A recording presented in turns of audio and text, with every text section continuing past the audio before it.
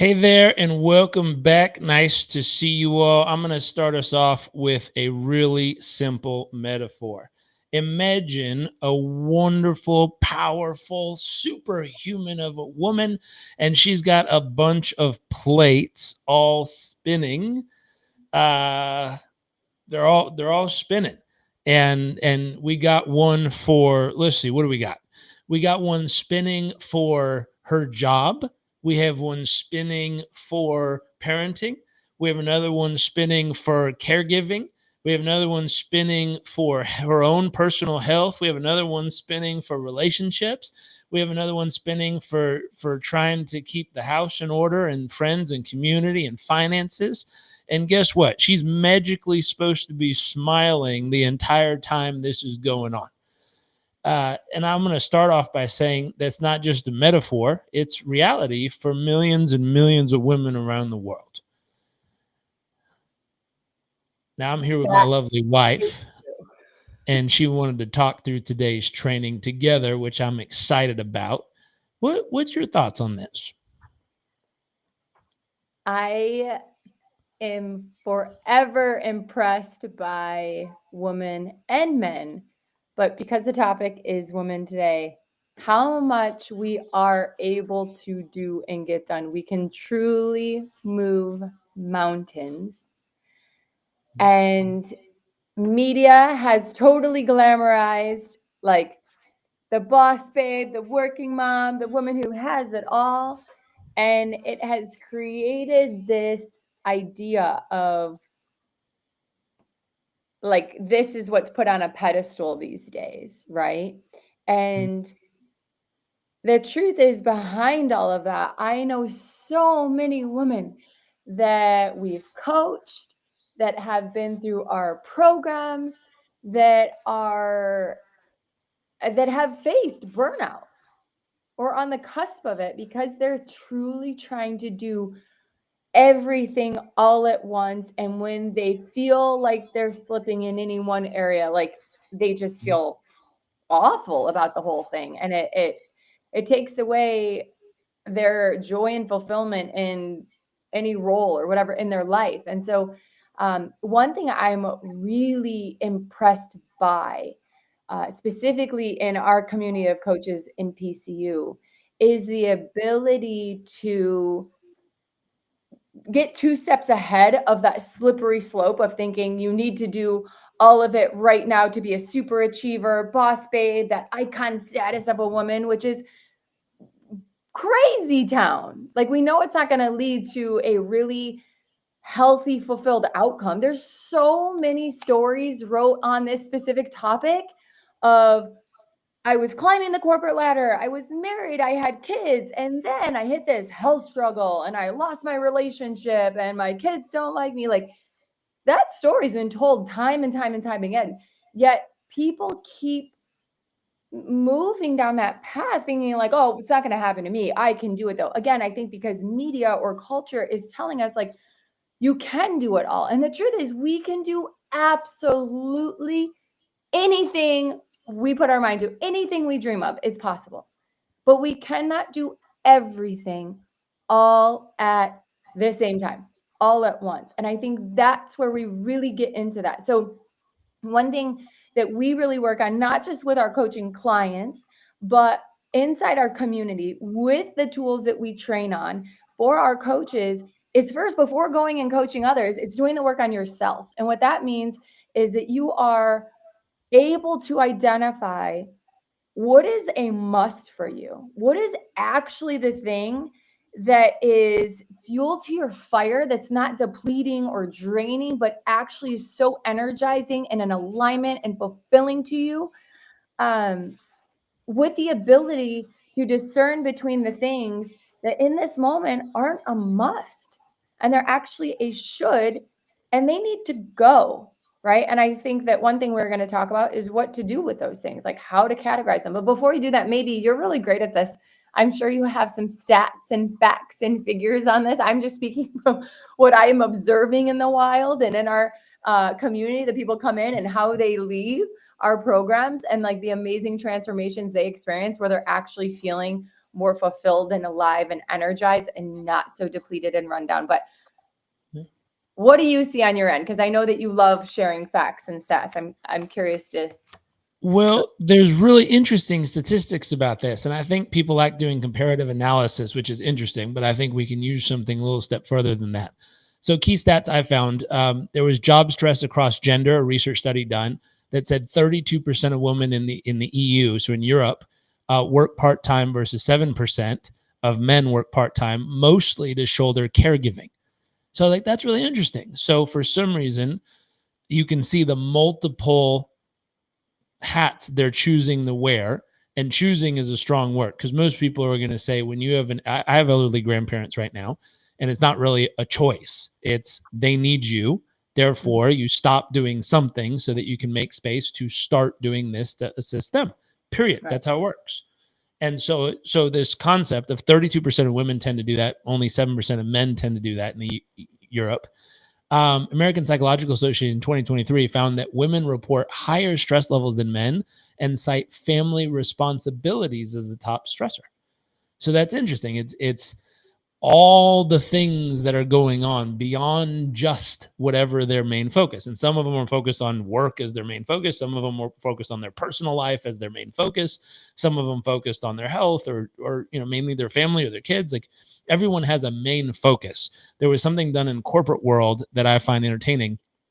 The word priority means it's singular. It's a priority, a focus. And somewhere in the last, 20 years, someone in corporate America created the term priorities, which is the opposite of a single focus. It's now saying lots of stuff we're going to focus on all at the same time.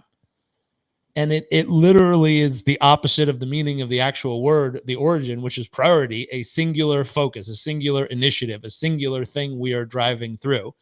And now it's just diffused into all things. And the same thing's happening here a little bit, where whatever it is their main focus, it's been being distributed to, I have to do these other things, and they're taking more weight of that. Interesting fact on single moms. So single moms show the highest perceived stress scores and lowest life satisfaction scores, which is really interesting. I had a single mom growing up. My dad helped financially, but she raised me 99% of the time, and luckily lived close or somewhat close within a couple hours of my grandparents. And so they also participated in raising me when I was really little. And it was this concept of like, they have the highest perceived stress levels and the lowest life satisfaction in that moment, because they're trying to do multiple things and anchored into this moment of motherhood at the same time.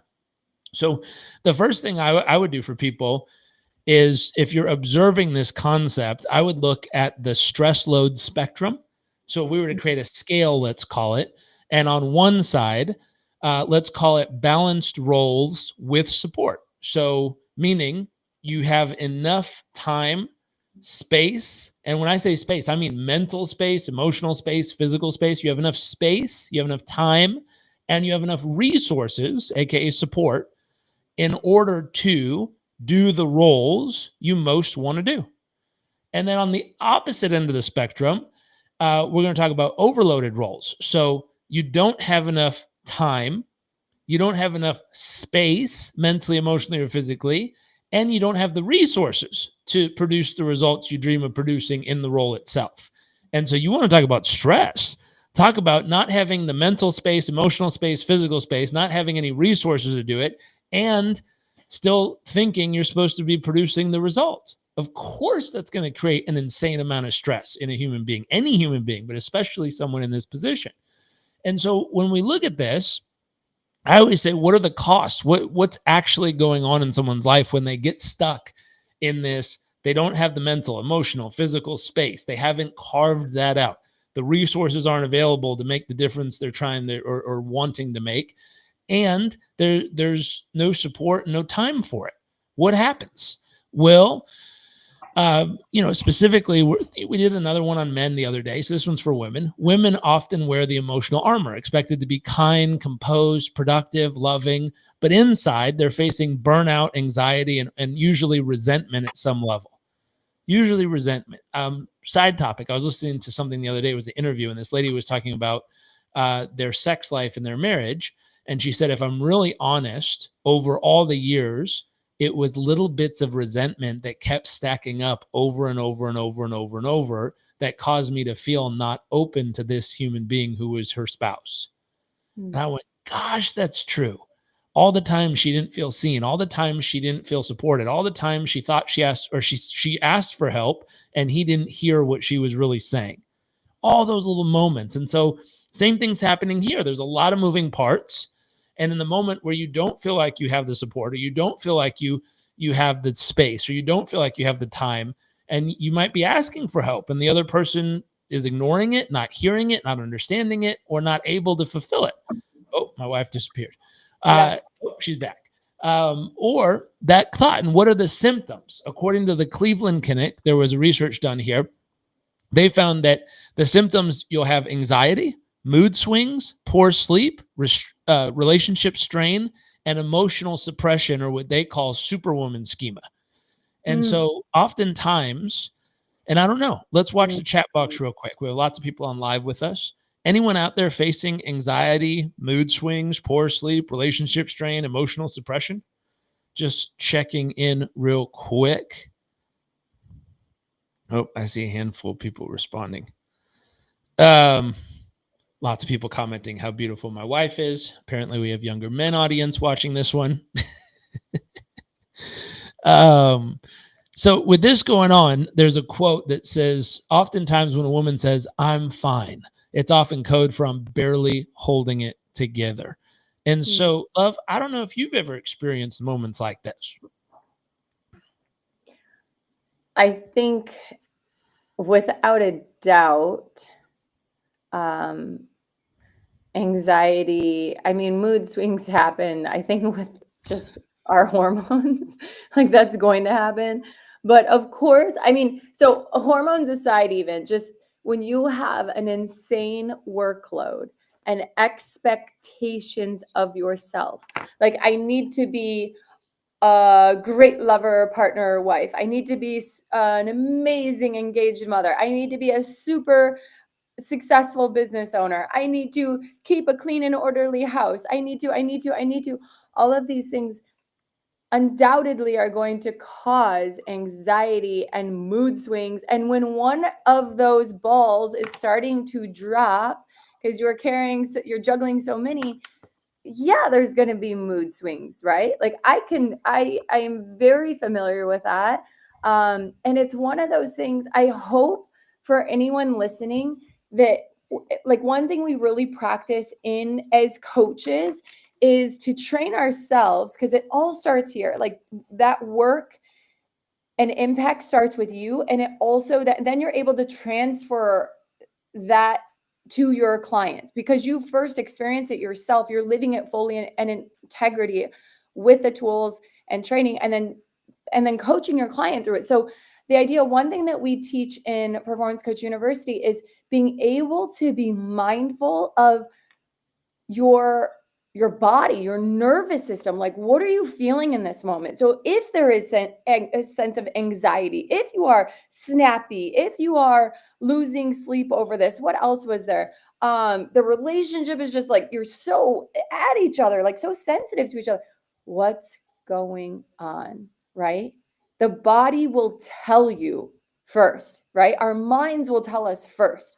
And so often, even with us actually in relationships, like, I know if one of us is being a little, like, we feel a little, if I'm feeling sensitive, or maybe, and I could be being sensitive, or maybe someone's being a little snippy, and one of it, or vice versa, I'm being snippy and you're being sensitive, we're not at our best.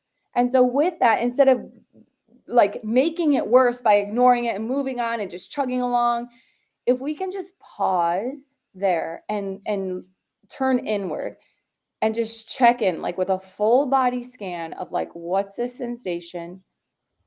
What's my inner narrative or dialogue? Like, what's the thorn in my side that has me, like, so sensitive or edgy, or, having mood swings? What's got my mind, like, so anxious and the thoughts are racing? Like, what is it? Like, just pause, acknowledge it's happening, and then let's investigate. Like, let's ask ourselves some really empowering questions. Like, first be curious, and then how do we make a shift where we can, like, I like to say, like, reel it in, right? We've got a lot of like balls in the air right now. How do we reel it? Why are you spotlighting me? um, oh my gosh. Okay. I, so first, yes, I can relate to it. I know many can. And I think here, one thing that we really teach with our coaches is that sense of awareness of where is this showing up in my body, or how is it showing up? And then asking ourselves really powerful questions to be able to take back our power, to take back our, like, to feel empowered again, and not just like, so I don't know what the like word is I'm looking for, like, not unhinged, but like, yeah, that anxiousness, that sensitive what? So my hair. No, What? just I mean, your word choice. Unhinged. I don't know why I said that one. But the idea here is acknowledge it, like just own it. This is where I'm at right now. 2, where is this showing up? Like, what's the sensation I'm feeling so that I can reconnect with my body and ground down? And then 3, how do I shift my focus in a way that allows me to take back control of my emotions and my like to I'm like, sorry, I'm like losing my words here. I think ultimately what's happening when we're feeling these ways is we are giving away our power or our sense of empowerment or inspiration or whatever that is. We're like outsourcing it to production. My husband's not happy. My kids are unhappy. My business is struggling. My da da da da da da. Like, we're so focused on our happiness, our fulfillment, our peace, our peace. Forget about happiness, just our peace. We have outsourced it to these other things instead of going, it's always here. But when I allow it to only be here when I'm perfectly juggling all of these balls or spinning all these plates in and not a single one falls or dips or whatever, I think that's where we really run into some major troubles around mental health, is because we have outsourced our peace, our joy, our fulfillment, our bliss, whatever it is, based on production, based on performance, based on others, instead of reconnecting with us and what's true and what's real. And then acknowledging also, like, yeah, maybe it's time I need to like get some stuff off my plate. I need to give Well, myself permission that I don't have to be superwoman in all these areas. well, there's something important about the unpacking that Superwoman schema, just the thought process itself. Yeah. And so if you looked at it as if it was, a shape, maybe a triangle, and you put Superwoman in the middle, the concept of there's often a professional identity, which is the career, ambition, financial contribution, whatever it is they're doing. It's like this is what they're doing in the professional realm. And that Mhm. one's then competing with the relational identity, which is parenting, caregiving, being a great partner to their relationship. So there's the relationship identity competing with the parent professional identity. And then the bottom one is the internal identity. So her health, her purpose, her emotional needs. And when you have 3 in competition, it creates this superwoman schema where all 3 are expected to be the priority at the exact same time. And I love something you said earlier, which is you can do anything you want. You just can't do everything at the exact same time.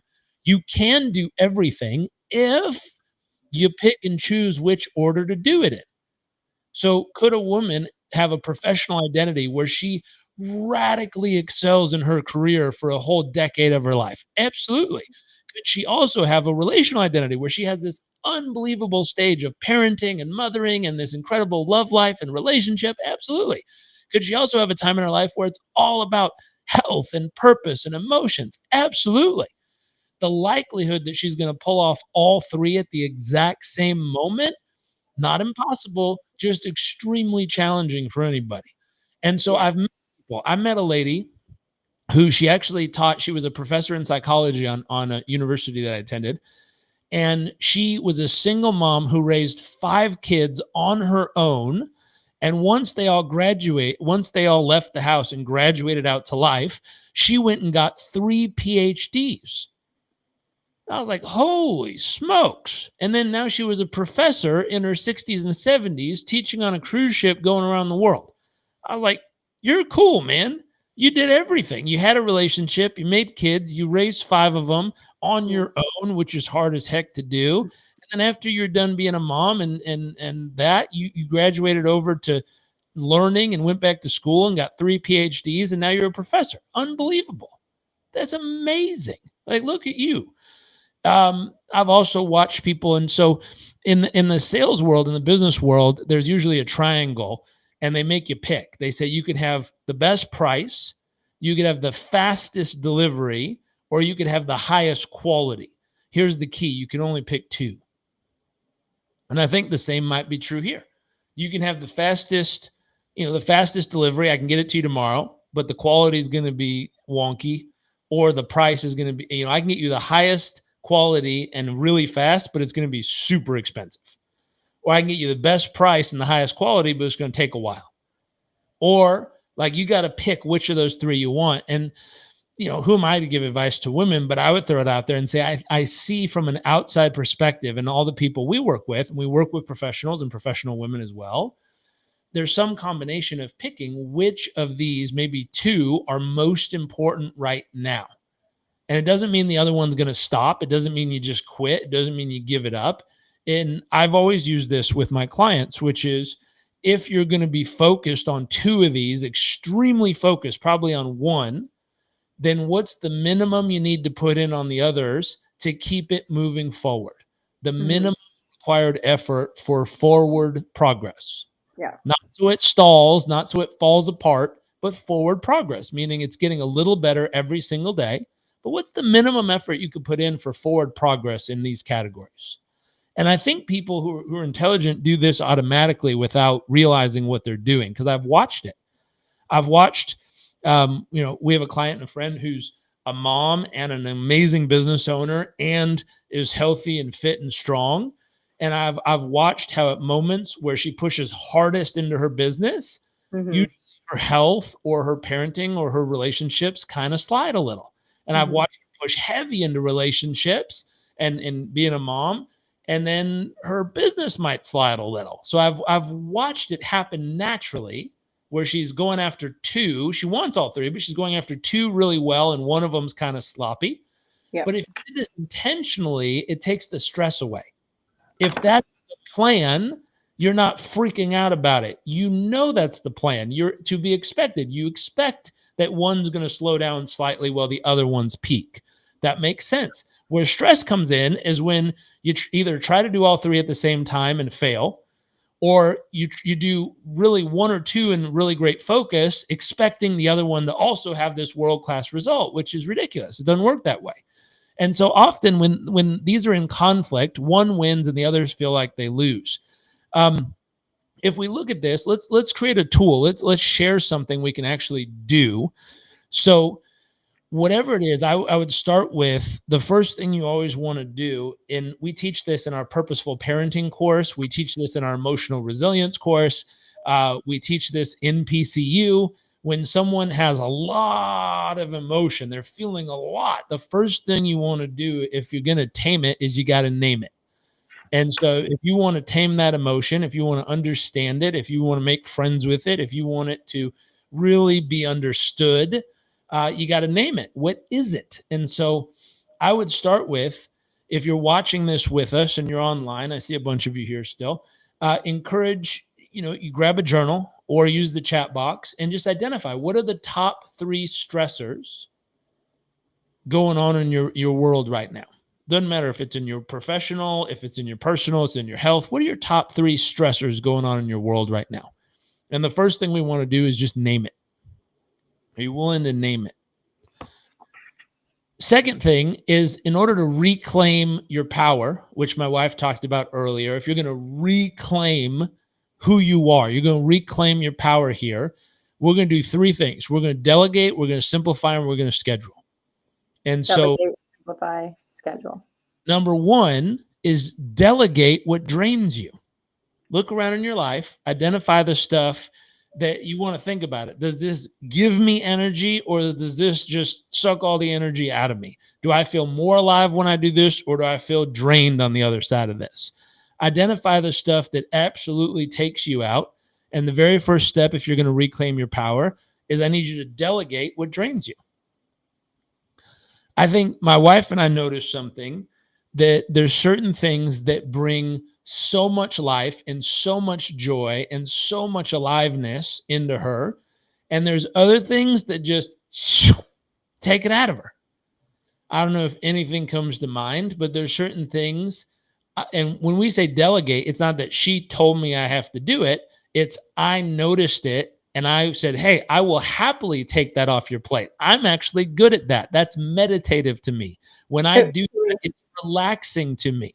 I would like to be responsible for that in our household, because to me, my nervous system actually relaxes when I do repetitive motions, when I do these types of things. It actually makes me feel better at the end of the day to go do this, because my whole nervous system calms down when I participate. But for you, if you do those things, I've noticed, and you tell me if it's true, it drains you. It's just, Should we do like 1, 2, 3, and then say what it is and say it for you? Okay. Ready? 1, 2, 3. Cleaning. There you go. You nailed it. It's exactly what I was thinking. But for some reason, I grew up, and I've psychoanalyzed myself on why do I enjoy cleaning things up. Whether I grew up with my grandma and we used to clean together, and my aunt, or I don't know, for some reason in my nervous system, and there was actually research done around this. There's certain people, um, even though they've more or less succeeded enough in life to not have to do the cleaning themselves. There was people like Bill Gates listed where he enjoys doing the dishes at night because of the repetitive motion that's almost meditative to his nervous system. I was like, dude, I totally get that. For some reason, it's meditative to me. I put on meditation music, I do my breathing, and I go clean dishes, and my whole nervous system relaxes. It's amazing. It's like a simple repetitive motion that just calms my nervous system. Anyways, so the concept of my wife reclaiming some of her space, some of her time, some of her emotional capacity was me, delegating that, or her delegating that off her list, and me claiming it, me saying, oh, I love that. That actually relaxes me. I enjoy doing that. No big deal. I would love to have that. And that was her delegating something that drains her off her list. Number 2, simplify what you got to do. Number 2 is simplifying what you have to do. And as easy as this sounds, if you were to look through the things that are stressing you, sometimes the reason it's stressing you isn't the thing. Your mic is really close to wherever your hands just went, love, just so you know. Sorry. Whatever is stressing you sometimes isn't about the thing. It's the way you're choosing to go about it. Let's think of an example.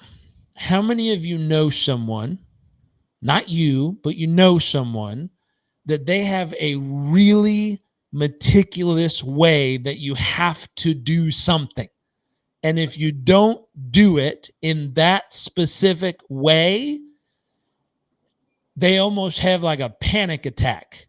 I mean, they might break out in hives or hyperventilate if you don't do it the specific way they do it.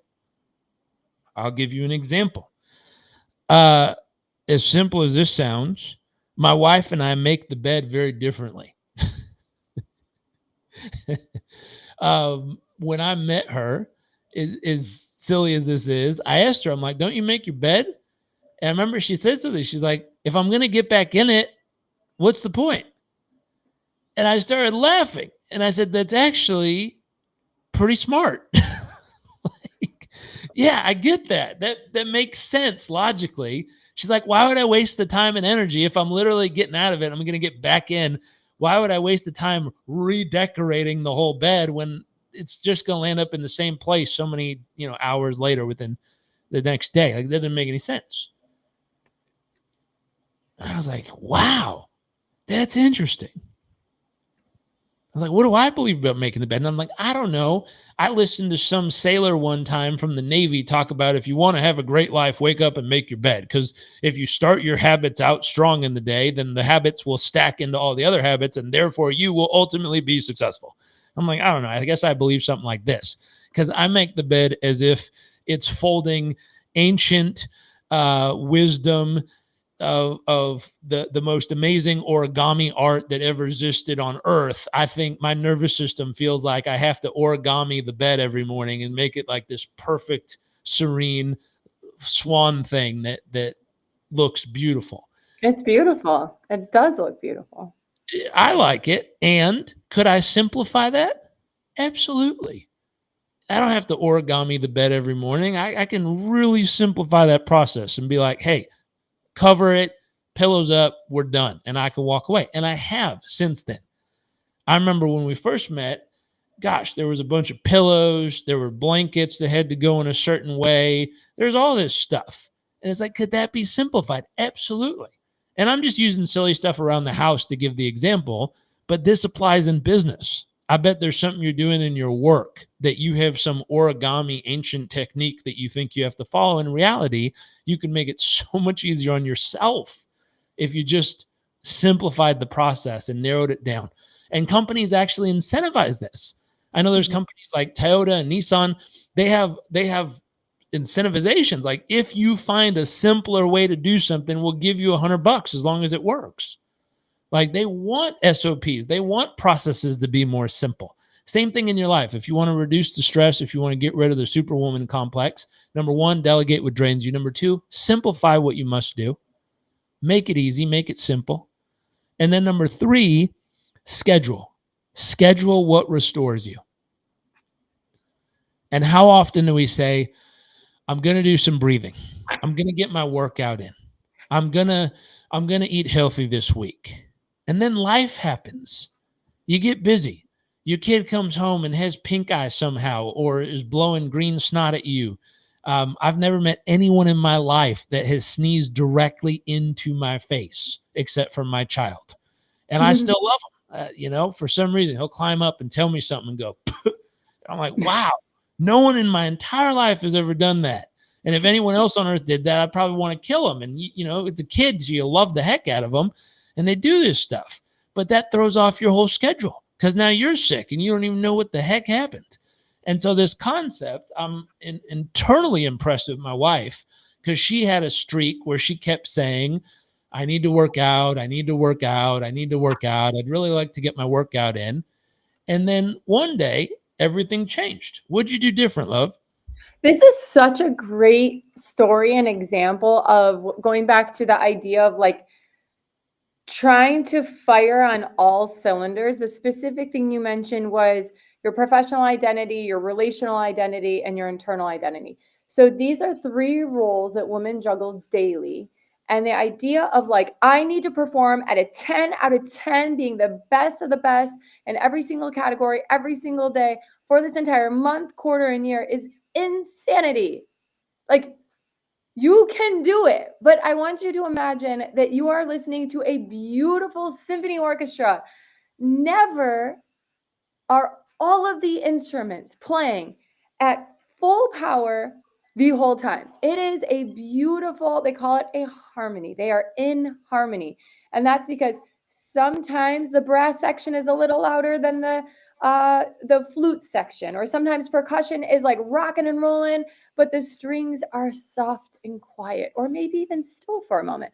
The idea, like what Jarek was saying, of what do you need to do to maintain, not fall below the line, but maintain at or slightly above the line? So when those other areas require a little bit more, so for example, we're sorting out homeschooling with our son and what that looks like, and kind of patching and quilting together these options. And it's so beautiful, but it's quite labor intensive. It takes a lot of mental and emotional and physical energy, frankly, to figure out how to make this work, right? And we're getting there.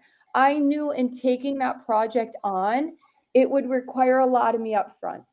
What it sacrificed, or what it set back a little bit, was my workouts. I was still doing breath work because I did feel stress starting to really build up. I'm like, I know what I need to do.